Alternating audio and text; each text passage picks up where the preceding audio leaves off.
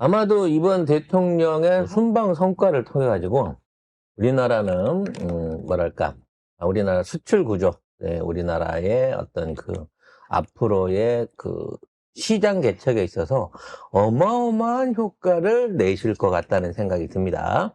자, 아랍에미레이트를 완전히 100년 동맹 우리 경제 영토로 말뚝을 박으시고 이집트로 건너가셨습니다. 여기서도 대단한 계획들이 지금 진행되고 있는데요. 어떠한 내용인지 국가기밀 송작가 TV를 통해서 여러분에게 알려드리도록 하겠습니다. 네, 17일부터 19일까지 아랍에미리트를 국빈 방문했던 이재명 대통령은 이제 이집트를 공식 방문합니다.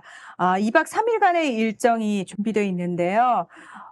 아랍에미리트 측에서 사실 이재명 대통령께서 입국하는 순간에도 전투기로 호위를 했는데 출국할 때도 전투기 넉 대로 호위 배치를 해서 극진한 예우를 했습니다. 원래 그 예방을 온 것도 예상이 없었고요.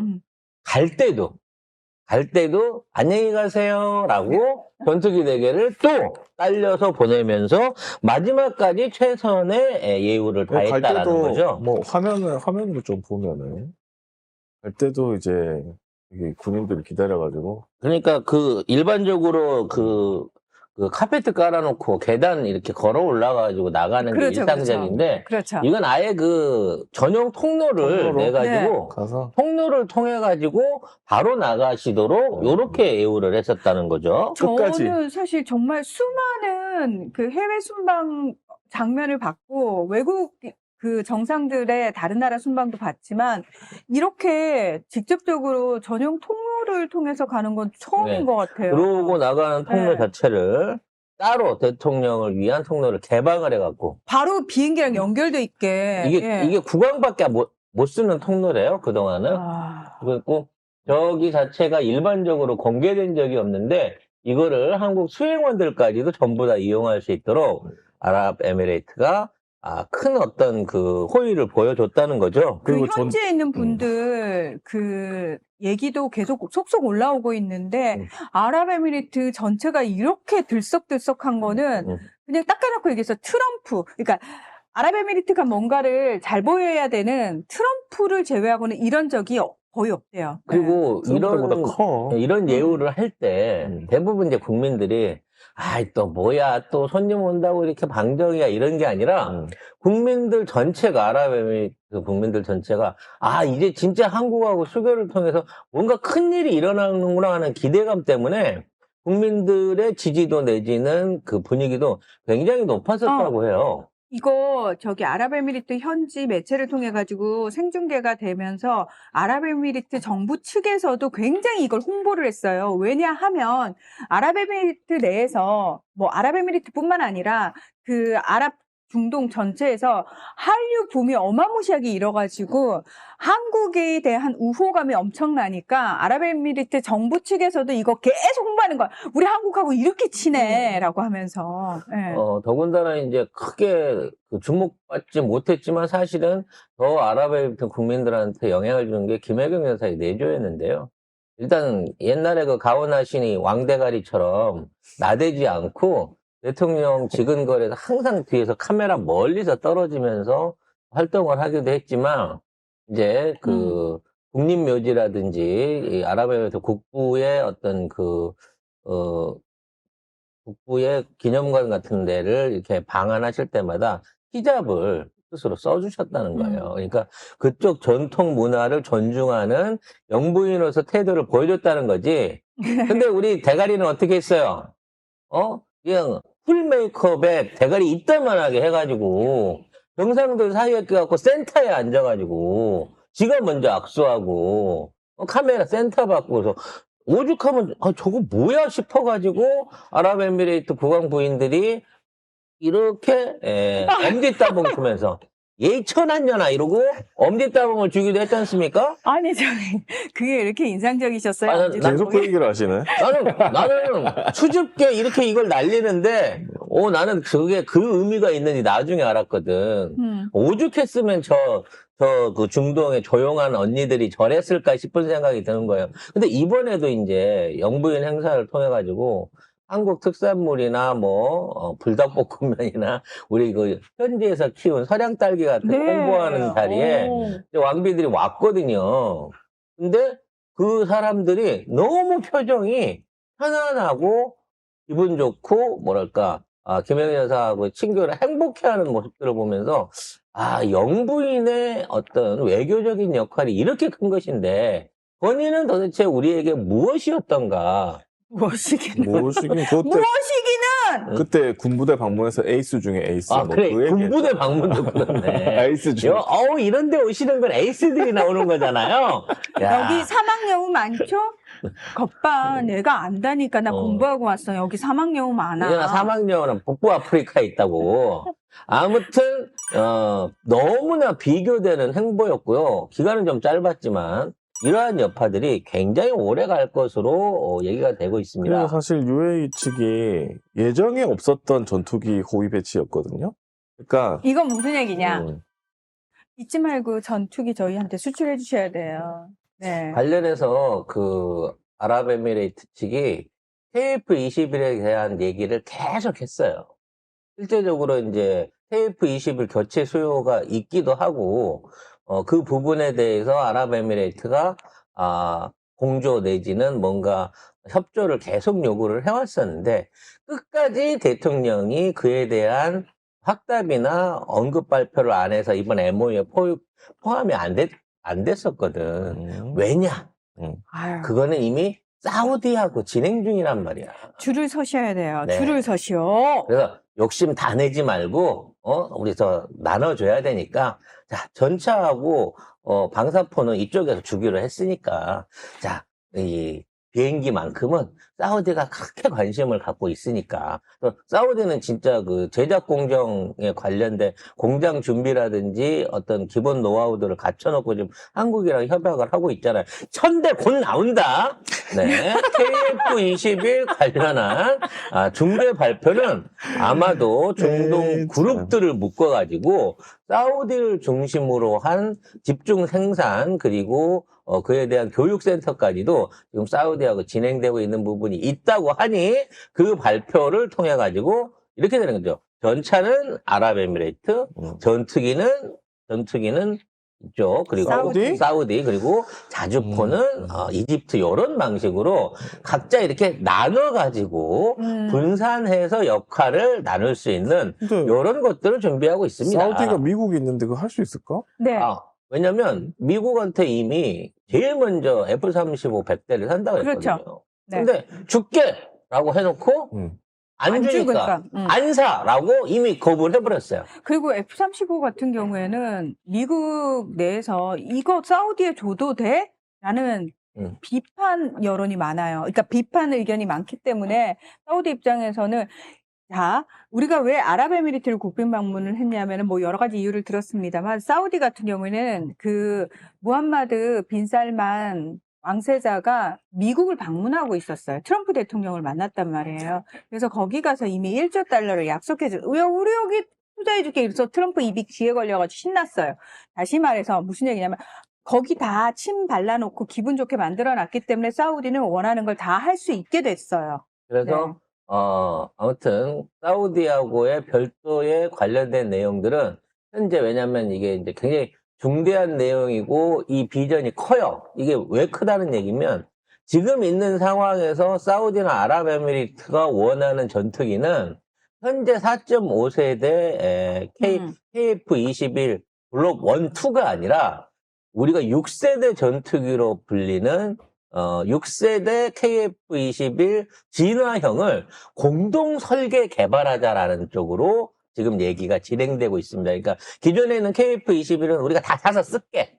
대신에 6세대 전투기 개발할 때는 우리랑 같이 우리랑 같이 해서 라이센스도 우리한테 줘. 같이 개발해. 요 논의가 들어가고 있기 때문에 이게 굉장히 조심스러운 거예요.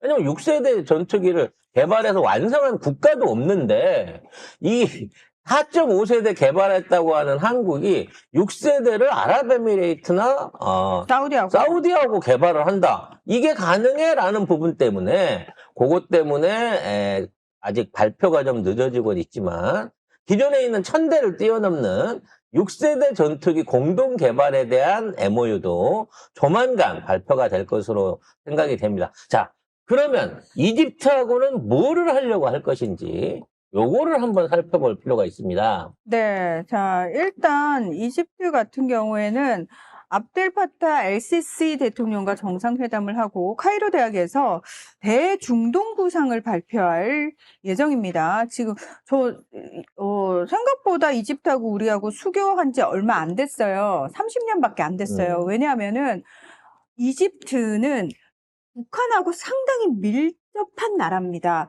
북한에 들어가 있는 통신기기가 이집트 회사 거예요. 그렇죠. 이집트가 약 10조 원 가까이를 출자해서 북한에 이동통신 회사를 세웠는데 돈을 못 받아갖고 그게 다 빚으로 있죠, 지금. 그렇죠. 예, 그래서 북한이 열리면은 이집트는 제일 먼저 달려간다잉. 우리는 무조건 먼저다잉. 수금하러 가야 돼요. 네. 지금 볼보하고 이집트가 제일 큰 채권자예요. 그렇죠. 맞습니다. 예, 실제로 그렇습니다. 그들은 돈이 얽혀 있는 대표적인 두 나라가 스웨덴하고 이집트입니다. 그리고 네. 또 이집트는 북한의 미사일 개발에 가장 많은 원조를 기술적 물적 원조를 했던 국가 중에 하나입니다.